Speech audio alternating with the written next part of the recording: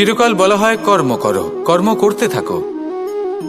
কিন্তু শুধুমাত্র কর্ম করাটাই পর্যাপ্ত নয়, কর্ম কিভাবে করা হচ্ছে, কোন দিশায় করা হচ্ছে সেটা বুঝতে পারাটাও অত্যন্ত আবশ্যক।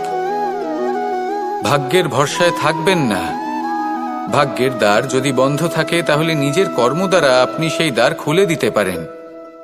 এবার আপনার পথে যদি কোনো বড় পাহাড় চলে আসে তাহলে আপনি কি করবেন? ভাগ্যের ভরসায় বসে থেকে হাহাকার করলে তো হবে না।